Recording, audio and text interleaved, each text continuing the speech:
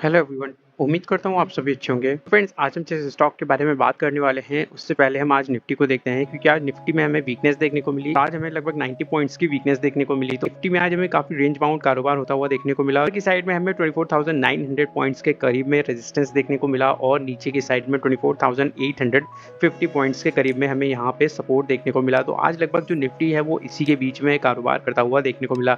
अगर हालांकि बात करें यहाँ पे हाई क्या था, तो हाई आप देखोगे तो 24,982 पॉइंट्स का हाई था और जो ओपन हुआ था यहाँ पे, जो कल का जो हाई था उसी के करीब में हमें आज ओपन होता हुआ देखने को मिला था 24,977 पॉइंट्स के करीब में। वहां से हमें प्रॉफिट बुकिंग आते हुए देखने को मिली। उसके बाद जो निफ्टी है वो हमें नीचे की तरफ गोता लगाता हुआ देखने को मिला और नीचे की तरफ जो आया दोस्तों, उसके बाद हमें जो सपोर्ट देखने को मिल रहा था 24,850 पॉइंट्स का जो लेवल था वो हमें सपोर्ट के तौर पर काम करता हुआ देखने को मिला। और आज निफ्टी की जो क्लोजिंग हुई है वो हमें 24,850 पॉइंट्स के ऊपर क्लोजिंग होते हुए देखने को मिली। तो यहाँ पर जो इसके लिए काफ़ी इंपॉर्टेंट सपोर्ट है वो क्या होने वाला है, तो इंपॉर्टेंट लेवल है 24,800 पॉइंट्स का जो लेवल है वो काफ़ी इंपॉर्टेंट लेवल है दोस्तों। जिस स्टॉक के बारे में बात करने वाले हैं उसका नाम है हैप्पीएस्ट माइंड टेक्नोलॉजीज लिमिटेड। आज के सेशन में जो स्टॉक है हमें बहुत ज़बरदस्त मोमेंटम यहाँ पर देखने को मिला। लगभग स्टॉक 10% से ज़्यादा की तेज़ी इस स्टॉक में हमें देखने को मिली। स्टॉक 663 रुपीज़ पर क्लोज होता हुआ देखने को मिला और ये स्टॉक आज इसलिए हम डिस्कस कर रहे हैं क्योंकि इसमें हमें एक चीज़ होते हुए देखने को मिली है आज के सेशन में। तो वो इंटरेस्टिंग चीज़ भी हम जानेंगे, तो उस चीज़ को जानने के लिए वीडियो को लास्ट तक ज़रूर देखें। और अभी तक अगर आपने चैनल को सब्सक्राइब नहीं किया है तो चैनल को सब्सक्राइब कर दें और वीडियो को लाइक करें।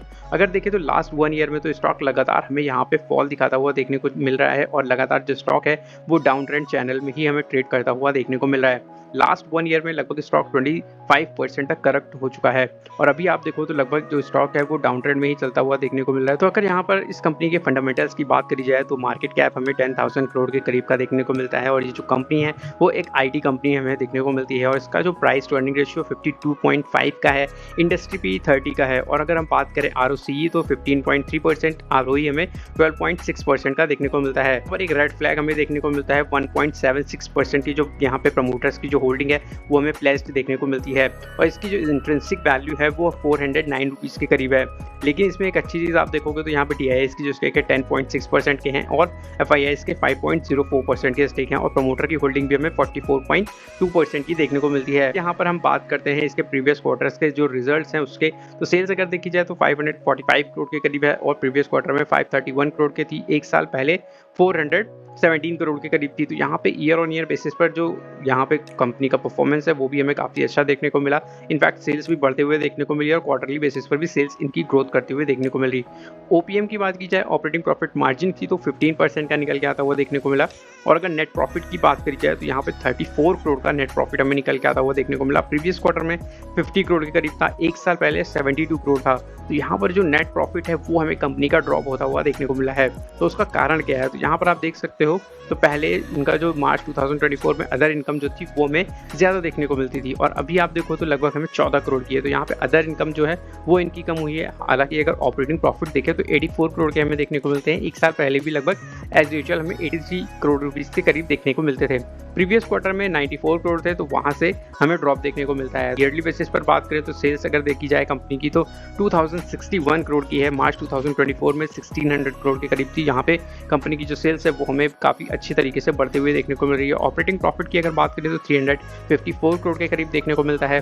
OPM की बात करें तो 17% का निकल के आता हुआ देखने को मिलता है। तो फिर से अगर नेट प्रॉफिट की बात करें तो 185 करोड़ के करीब देखने को मिलता है। प्रीवियस ईयर में 248 करोड़ के करीब था। कंपनी का जो नेट प्रॉफिट है वो हमें थोड़ा सा ड्रॉप होता हुआ देखने को मिला। उसका कारण क्या है आप देख सकते हैं, यहाँ पे लगभग 4% का हमें OPM में कट आता हुआ देखने को मिला है। होल्डिंग पैटर्न पर नजर डाली जाए तो प्रोमोटर्स के स्टेक 44.22% के हैं, FIIs के स्टेक 5.04% है और DIIs के स्टेक आप देखो तो 10.58% है। प्रीवियस क्वार्टर से यहाँ पे लगभग 4% का जो DIIs ने उन्होंने यहाँ पे अपनी जो हिस्सेदारी है उसको इंक्रीज किया है। और अगर आप देखो तो ये लिया किससे है, तो यहाँ पे आप देखोगे तो पब्लिक ने यहाँ पे बेचा है 4% और उसको लिया किसने है, तो यहाँ पे म्यूचुअल फंड वालों ने DIIs ने लिया है, जो कि एक अच्छी बात है किसी भी स्टॉक के लिए। फ्रेंड्स, यहाँ पर अगर हैप्पीएस्ट माइंड के चार्ट की बात करें तो यहाँ पर आप देख सकते हैं जो स्टॉक है वो अभी हमें 663 रुपए के करीब में ट्रेड करता हुआ देखने को मिल रहा है और आज के सेशन में इसमें हमें बहुत ज़बरदस्त वॉल्यूम्स भी एंटर होते हुए देखने को मिले। तो यहाँ पर जो इसका लो था लगभग 520 रुपए के करीब लो लगता हुआ देखने को मिला।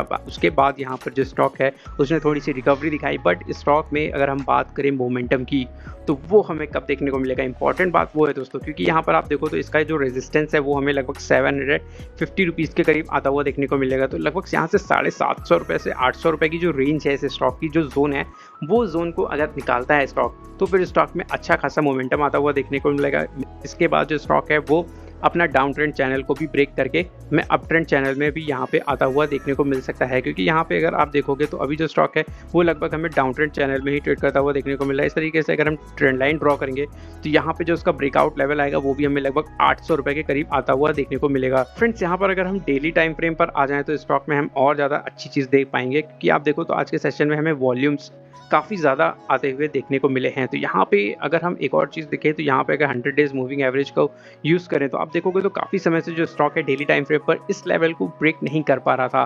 तो स्टॉक में अब जो है वो इस लेवल को स्टॉक ने ब्रेक किया है, यानी कि जो स्टॉक की जो क्लोजिंग है वो भी हमें 100 डेज ईएमए के ऊपर मिली है, और जो कि हमें 635 रुपीज़ का लेवल देखने को मिलता था, जो 100 डेज ईएमए का लेवल था उसके ऊपर ही स्टॉक हमें क्लोज होता हुआ देखने को मिला है 663 रुपीज़ का, क्योंकि यहाँ पे स्टॉक की जो क्लोजिंग है वो हमें अच्छी देखने को मिली है। 100 डेज ईएमए के ऊपर हमें क्लोज होता हुआ देखने को मिला है स्टॉक। यहाँ पे स्टॉक इस लेवल के ऊपर आया था, 100 डेज ईएमए को क्रॉस किया था, उसके बाद हमें अच्छी खासी 2-3 दिन की रैली देखने को मिली। तो इसी तरीके से यहाँ पे भी हमें हो सकता है यहाँ पे देखने को मिल सकता है, लेकिन यहाँ पर एक अच्छी बात यह है कि यहाँ पे जो वॉल्यूम्स हैं वो काफ़ी हाई वॉल्यूम्स है, लगभग 25 मिलियन वॉल्यूम्स हैं। तो इस स्टॉक को भी आप अपने रडार पर जरूर रखें। उम्मीद करता हूँ वीडियो पसंद आई होगी, तो वीडियो को लाइक करें, चैनल को सब्सक्राइब करें। मिलता हूँ नेक्स्ट वीडियो में। Thank you for watching my video.